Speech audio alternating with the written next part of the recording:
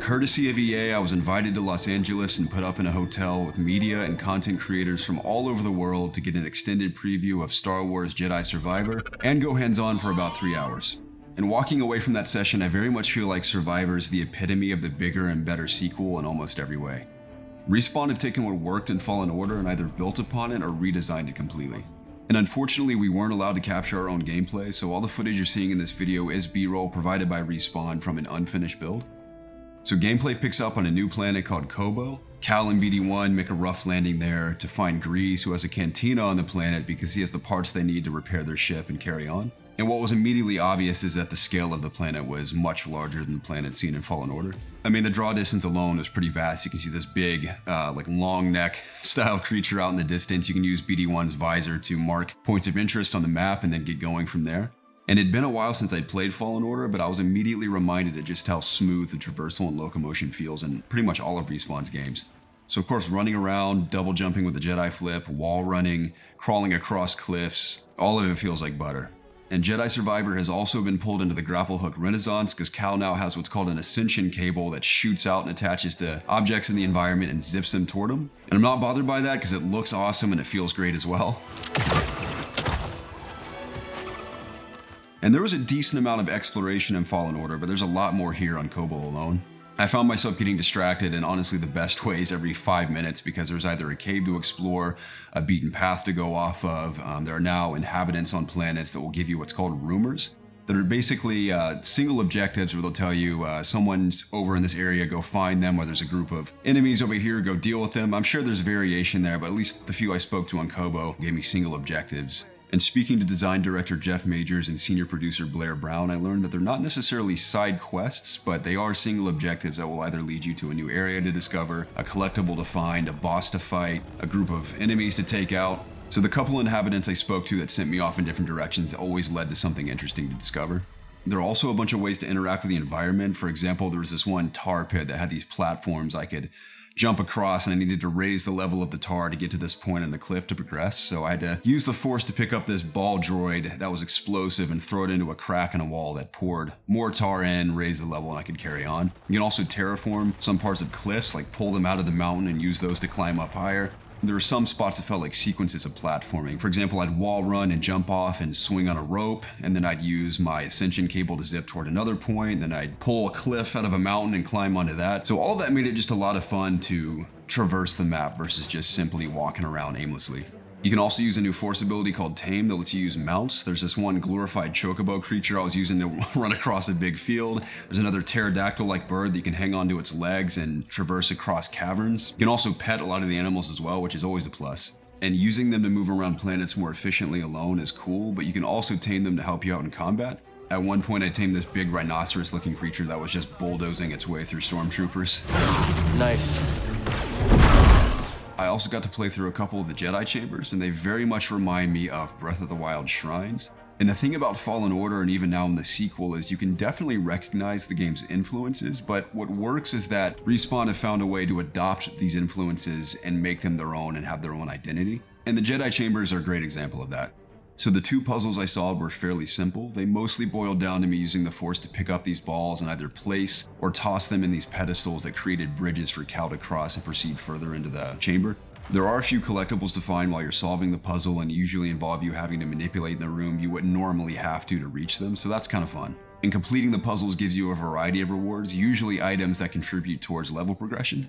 I also found what's called a Jedi Tear, and these seem to be more skill-based challenges. The one I walked into was some sort of time-sensitive traversal challenge where it had me hopping from all these different platforms, all while this timer was ticking down and this red force field was swiping through the map trying to knock me off these platforms. And it was surprisingly challenging, and since my time with the game was limited, I didn't want to waste too much time trying to complete it, but I'm sure there's some kind of cool reward you get for completing those as well. And Respawn have definitely addressed the criticism in Fallen Order of limited customization, because you can make Cal and BD1 and Survivor look completely different. Not only are there a ton of different outfits you can find for Cal, but you can mix and match his shirt, his jacket, his pants. You can even change his hair and beard. There's also a ton of different parts you can find for BD1, including his face pieces, his arms, his legs, his body, and change the colors of everything, so there's a ton of variety there. And something that I really admire that is just classically video gamey is that you can find new hairstyles and facial hair in collection chests. I found a mullet in one chest and a mustache in another, and I think it's hilarious to imagine Cal's throwing on wigs and fake mustaches as he's exploring these planets. But thankfully all the different styles look great, and it's cool that you can very much make Cal your own, so it's going to be interesting to see how people customize their version of Cal and how different he can look for everyone's different playthroughs.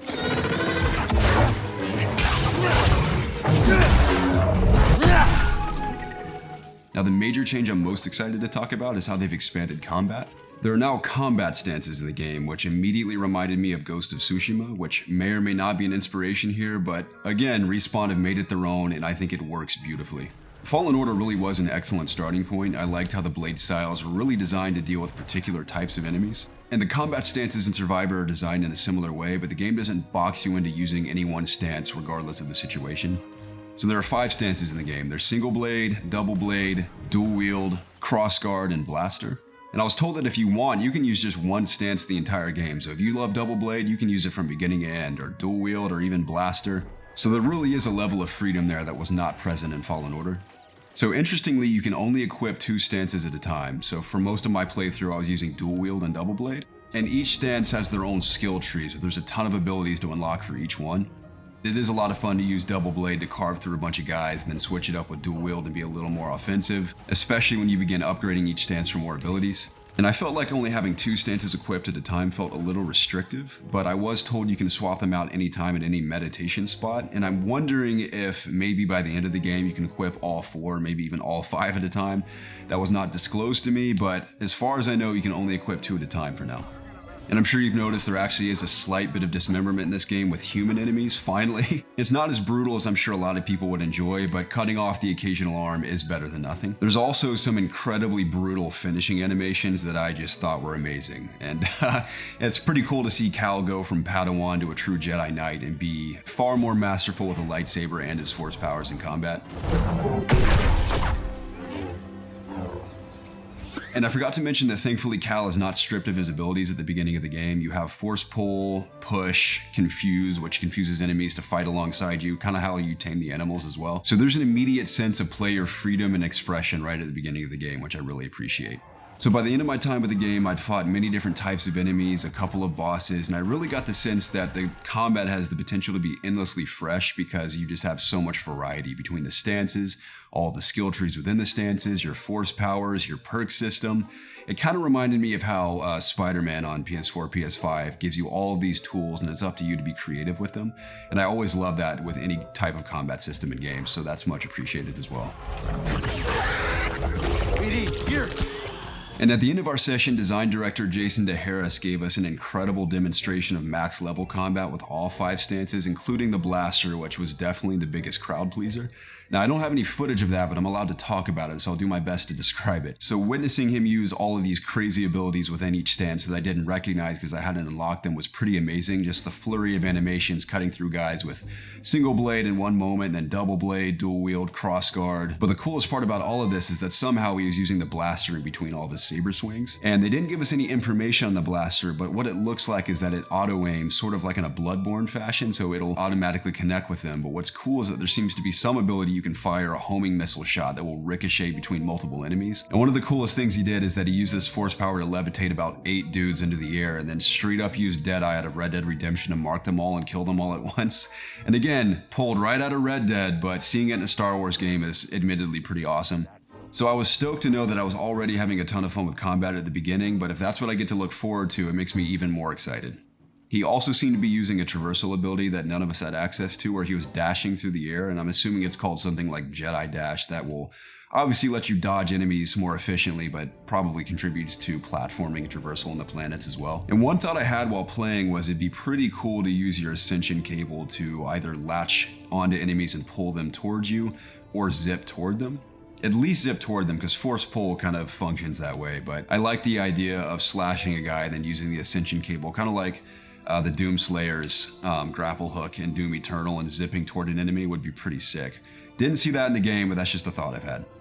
So I'm very limited on what I can say about the story, but what I can say is that from the start of my demo to the very end, there's definitely a very interesting plot unfolding, and it's undoubtedly going to be a cool adventure. So what I can say is that upon reaching Grease's Cantina, it's in a little town called Rambler's Reach on Kobo, and it kind of has a Wild West inspiration. I encountered this big guy named Ravis, who's the leader of a new faction called the Bedlam Raiders, who are kind of terrorizing Kobo and other planets in the system. Similar types of enemies to Stormtroopers, but they have their own style and weaponry that you got to deal with. It's a little different from the Empire. So Ravis threw one of his boys at me. It was a little mini boss battle that was fun, but he tucked his tail and ran after he realized I was a Jedi Knight, so little information was revealed about him, but he seems to be a pretty imposing presence and he'll probably have a huge impact on the plot. So being reintroduced to Grease was cool. You get to explore his cantina that sort of serves as a hub for shopkeepers and NPCs you can interact with, or a pair of DJs in there. The bartender is really interesting. You also have a hideout in the basement where you can rest, meditate, and customize Cal. There's also a shopkeeper that will sell you additional cosmetics that you may not find out in the world. And I didn't get to experience this in the demo, but in the B-roll I was provided, it looks like Cal can manage a garden where you can probably grow useful materials that contribute to upgrading particular items maybe. Not much context on that, but another feature that could be cool.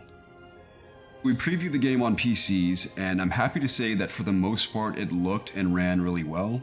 And most importantly, it ran well when I was in the heat of combat or traversing, so whenever I was doing anything really important that could cause me damage potentially, I never had any hiccups. But I was dropping frames when I would walk into new areas. And I only shimmied through a couple of cracks, I think 1 or 2 times. That was pretty common in the first game. It's been pretty common in games recently on multiple platforms. But it was only when I was entering, like I said, those big areas.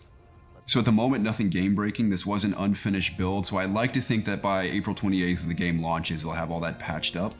So overall, I really had a lot of fun with it. I mean, Respawn really have taken what worked in the first game and just built upon it and made it even better and added a lot of player freedom and expression and creativity into the combat, into the cosmetics, into the exploration of the planets that really just make it a bigger and better game. It's very much the Assassin's Creed 2 treatment that a lot of sequels normally get.